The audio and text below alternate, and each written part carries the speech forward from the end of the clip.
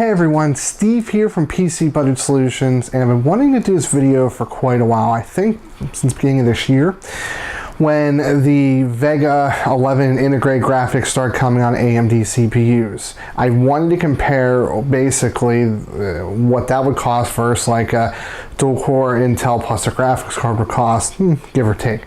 Well, today is the day. Now, I will warn you, I went into this video expecting to get a conclusion of this is a good value here, blah, blah, blah. And then I realized, well, that was way blown out of proportion, not what I expected, but I learned a lot over here. So hopefully you guys learn what I learned, but I welcome you to come along for a ride and let's go and see what I found out. So these are the two systems. So we have an AMD build and an Intel NVIDIA build, just that's where the chips fell. And we have an AMD Ryzen 5 2400G with the built-in AMD Vega 11 graphics, an ASRock B450M motherboard. I'm using that for my personal build coming up in a couple of months. That's why I bought it. A 16 gig kit 2x8, and that's from G-Skill. It's an Aegis series memory at 3000 megahertz. Very important. 240 gig SSD from ADATA, an EVGA 500 BQ power supply, and a Cooler Master Q300L case. Both systems are identical with the following exceptions. The Intel NVIDIA build has an Intel G4560, has a Gigabyte H110 board, and has an EVGA GTX 1050 superclock. So that is the systems we're working with. We're going to quickly take a look at the price and then take a look at the benchmarks.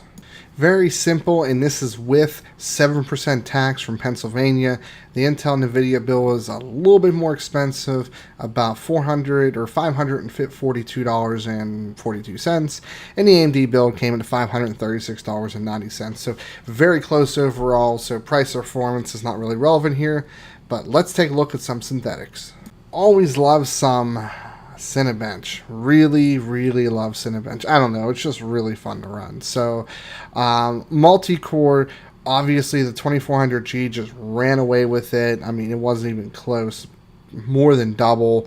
Single core, I was actually a little bit surprised. The G4560 actually did not beat the 2400G. I was surprised there.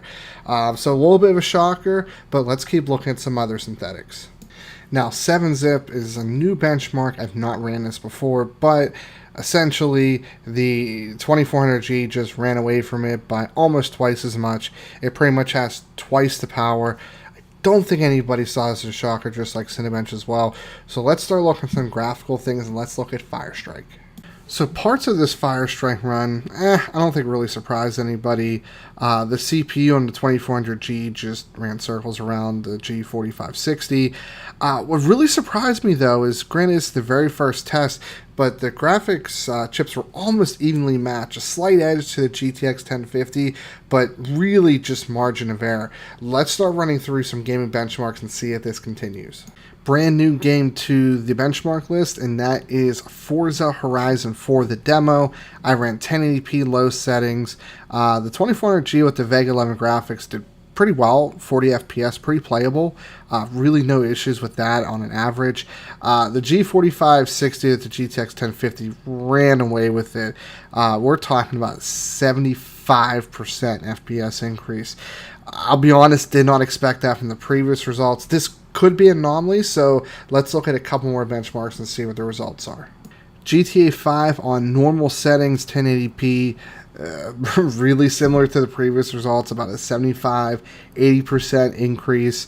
Normal settings 1080p, I know this game's a little bit older, but kind of surprising. The Vega 11 integrated graphics does quite well on normal settings, very playable. Obviously, even a dedicated GPU on normal settings makes it extremely playable, to the point where you can probably even turn up a couple notches, make it look a little nicer. So that's GTA 5. Let's keep rolling.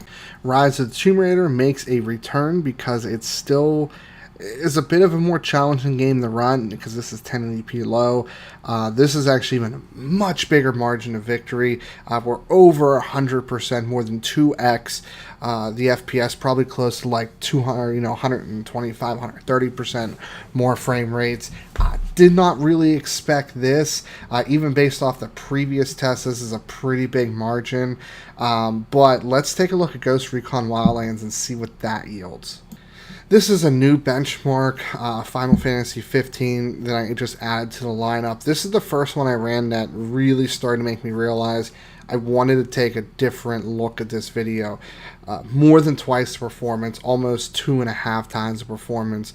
Not exactly something I wanted to see, but the reality is you know, the 1050 is much better on the graphics side than the Vega 11. It's very important to always check your work. Yes, this graph doesn't look good, but when you compare 20 FPS to 95 versus 66, it definitely tells a completely different story. That being said, the G4560 with the GTX 1050 obviously just ran circles around the 2400G with the Vega 11 graphics. It wasn't even close. But wait, is there more? When I first started doing this video, I was really disappointed. I expected that the Vega 11 graphics would be maybe half behind, 50% behind. I did not expect real world blowouts like this, but that is when I learned more. And what I learned, I hopefully you will learn today. So let's see what we're going to learn today. We're going to learn how to overclock. Okay, not really going to actually learn, but we're going to overclock this system.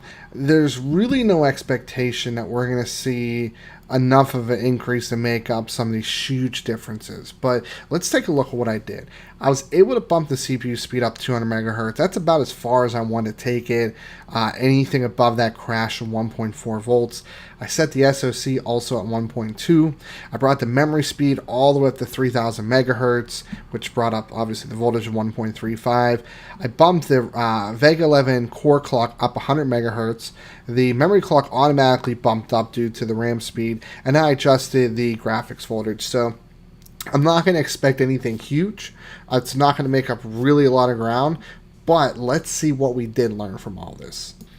Well, we learned that the Cinebench scores went up a little bit. Not anything earth-shattering, but 153 single core, which honestly is competitive for gaming. I mean, it's not Intel 8700K, but still competitive. And we bumped almost 30 points on the multi-core. So a little bit of memory speed, probably not really a big factor, but even a little bit of core clock to help with that.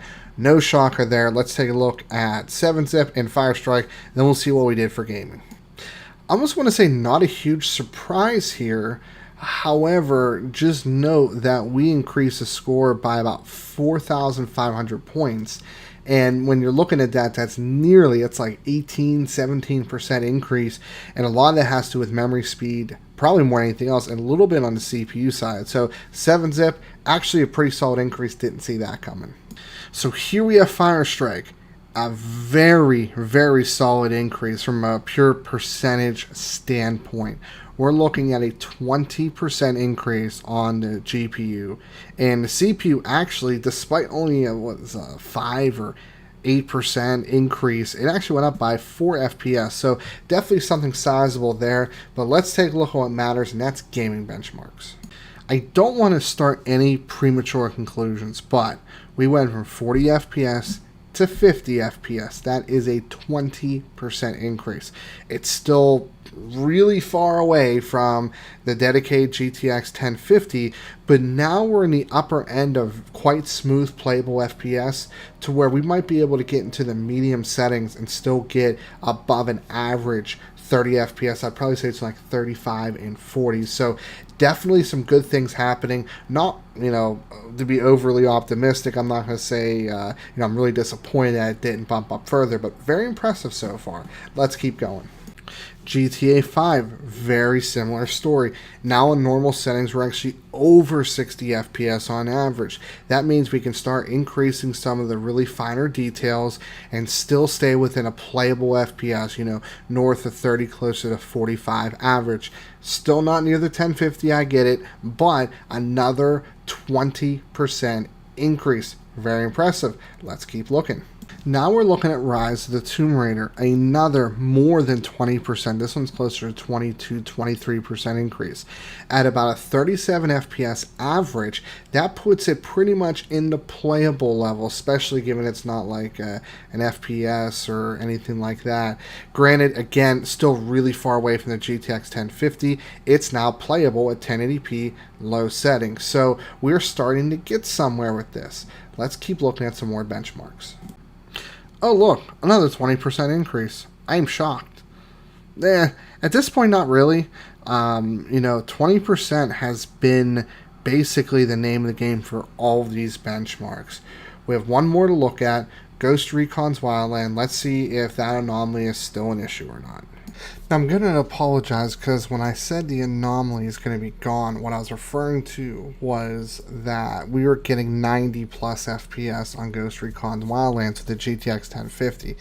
That was because it kept resetting to 720p. So the anomaly is gone. 66 FPS is what it did run as it did on the previous test. But we did see a 20% increase going from stock Vega 11 with the Ryzen 5 2400G to overclock. So definitely still fitting the theme that we have here. And speaking of theme, let's go ahead and see what we learned doing this video. So what we learned. When tweaked, the 2400G can expect a 20 to 25% increase. Now that's under the impression you don't automatically get the RAM dialed in immediately.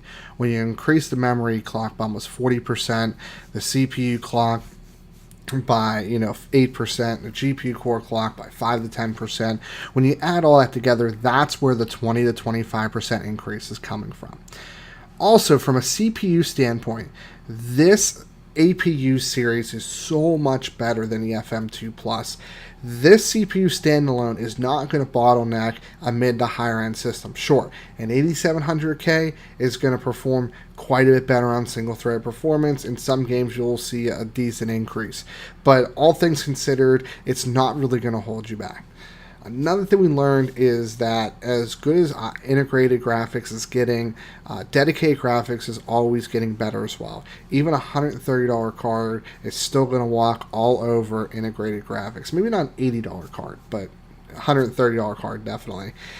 And lastly, AMD's still in the game. I like AMD a lot. I'll go to Intel if they get better, and I'll switch back to AMD when they start to get better. But basically, AMD is in the game right now. There's a lot of things going on with 7 nanometer, and they might actually have some really good improvements with Ryzen 2 and really put Intel on the heels. That's good. That's good competition. But AMD's still there. There's still a big part in the market for them to exist. So let's go ahead and close this up. So you have my takeaways, and as annoying as it is with being a content creator, when you say, I want to do this great video and I think I'm gonna get XYZ results, and then you find out you were way off, you didn't do your research, you just had really high hopes and expectations. But then you learn something completely different, and that's kind of the takeaway from this video today, is we learned something different. That is that the AMD APU, with the Vega 11 graphics is a very good choice. Maybe not on the graphics side for pure gaming, it's definitely not as good as like a GTX 1050, but it's good enough to get by. And from the CPU side, it's a very powerful CPU. Unlike the predecessor on the FM2 Plus platform, those CPUs were comparatively weak.